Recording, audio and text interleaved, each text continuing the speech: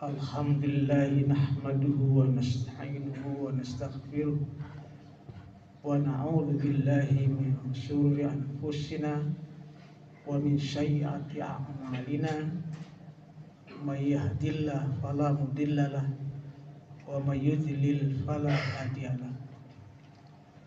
Asyhadu an la ilaha illallah wahdahu la syarikalah wa asyhadu anna Muhammadan abduhu wa rasulullah nabiyya ba'da.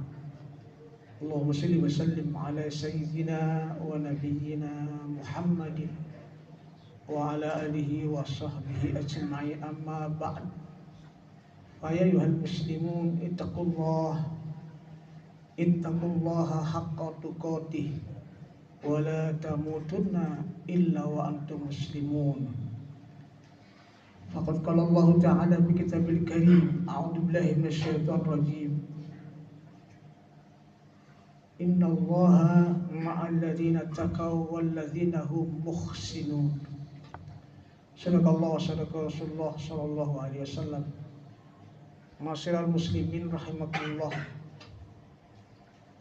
Yang pertama dan utama, mari kita selalu panjatkan puja dan puji syukur kehadirat Allah Azza wa Jalla, terutama rasa syukur, karena rasa syukur merupakan parameter atau tolak ukur iman seseorang.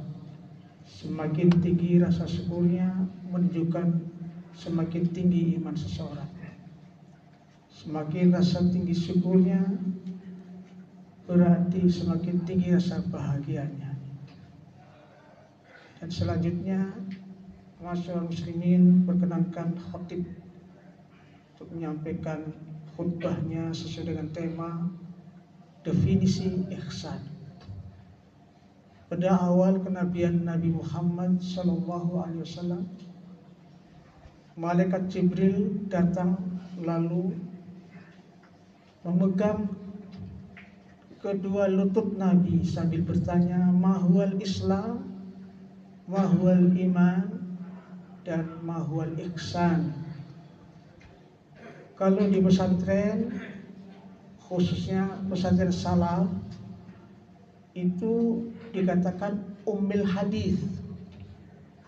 Jadi kalau ummul Quran itu Al-Fatihah, maka tri ihsan, Islam, iman, dan ihsan ini disebut ummul hadis.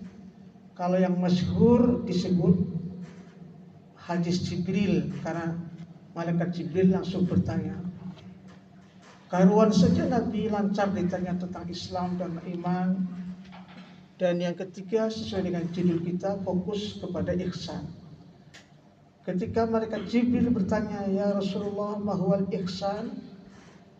Nabi menjawab, "Al-ihsanu an ta'budallah ka'annaka tarah. Fa illam takun tara fa innahu yaraka."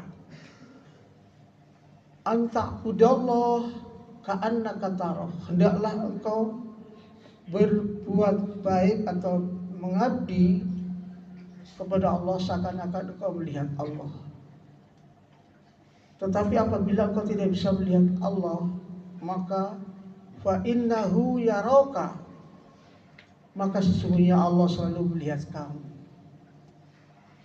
Dimanapun kita berada, di benteng yang tersembunyi, di lubang yang tersembunyi, Allah tahu kelakuan kita, karakter kita, sifat-sifat kita, perbuatan kita, Allah tahu.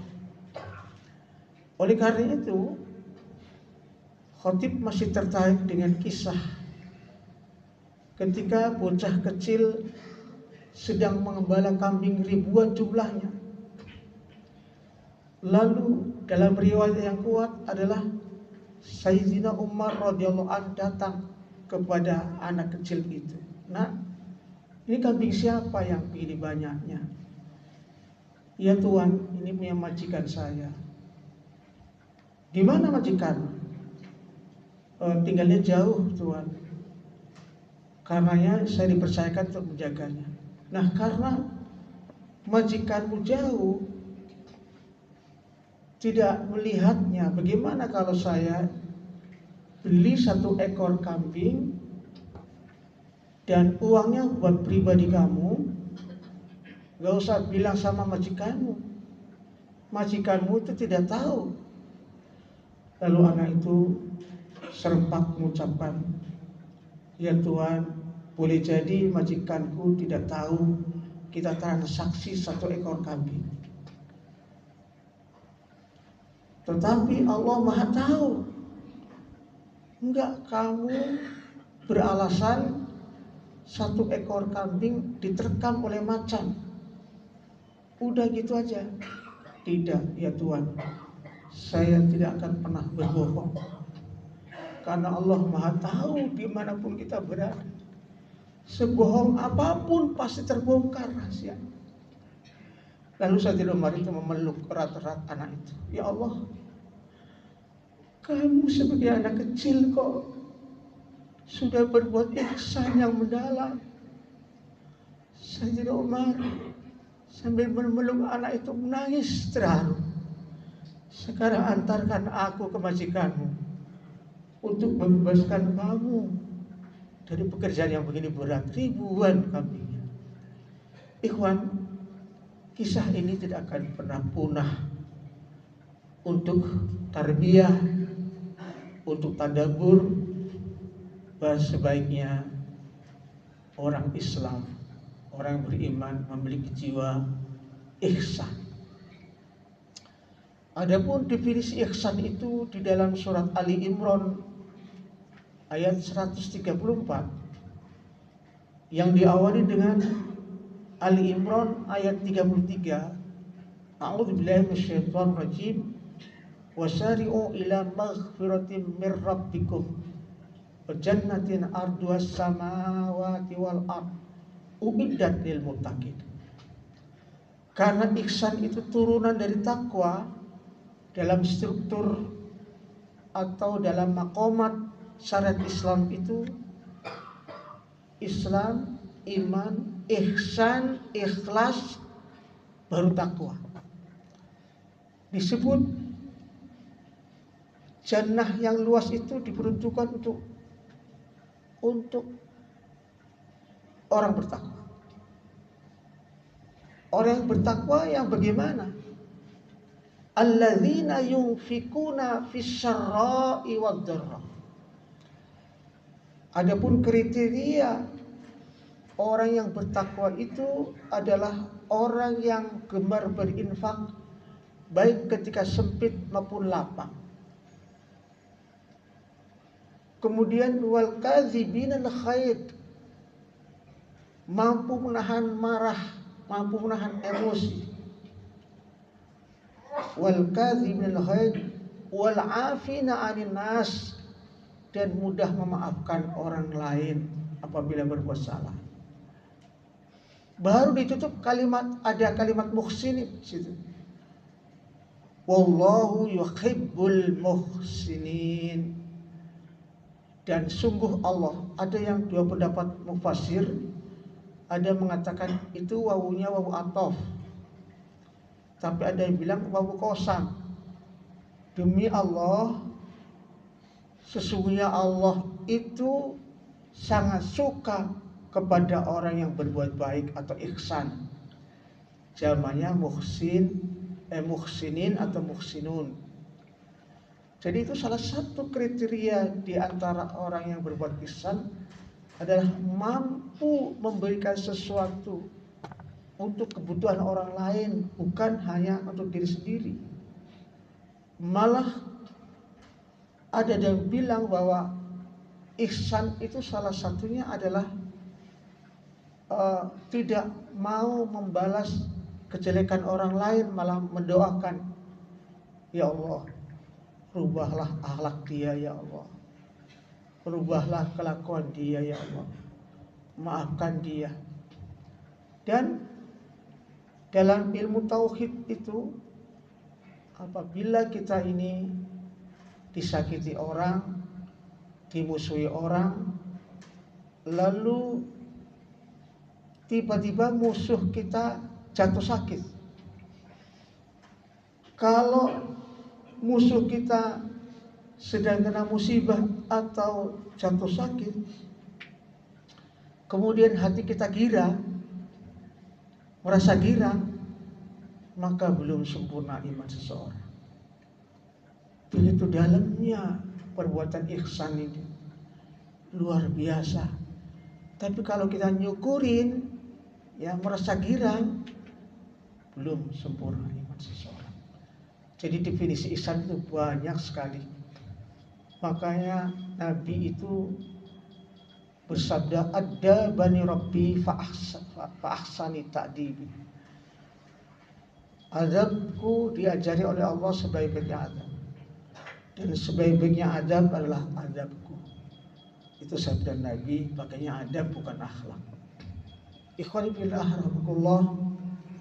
Kemudian dalam surat An-Nahl ayat terakhir, innallaha ma'alladzina taqaw walladzina hum muhsinun. Innallaha, sesungguhnya Allah, ma'alladzina taqaw, selalu bersama orang-orang yang bertakwa, walladzina hum muhsinun. Nah, wawu di situ baru menggunakan wawu ataf karena identik orang yang bertakwa itu pasti menjadi muhsinin atau muhsinun. Demikianlah sekelumit khutbah yang kami sampaikan. Kurang lebih saya mohon maaf. Mudah-mudahan nanti dilengkapi pada saat kami sehat kembali. Semoga Allah Subhanahu wa taala senantiasa melindungi kita semuanya, kepada mereka yang memusuhi kita maupun orang mendoakan kita, dan kita mudah-mudahan diwafatkan oleh Allah dalam kondisi husnul khatimah. Amin ya rabbal alamin. Barakallahu li wa lakum fil Qur'anil azim wa nafa'ni wa iyyakum bima fihi minal ayati wa dzikril hakim wa taqabbala minni wa minkum tilawatahu was-sami'ul alim. Aqulu qouli hadza, innallaha wal ghafurur rahim.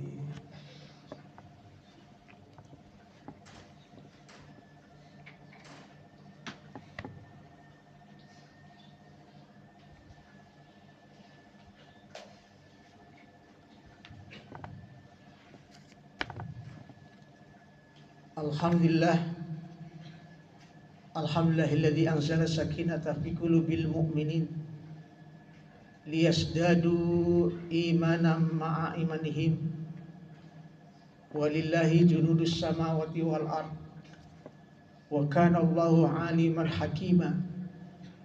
Asyhadu an la ilaha illallah wahdahu la syarikalah wa asyhadu anna Muhammadan abduhu wa rasuluhu la nabiyya ba'dah.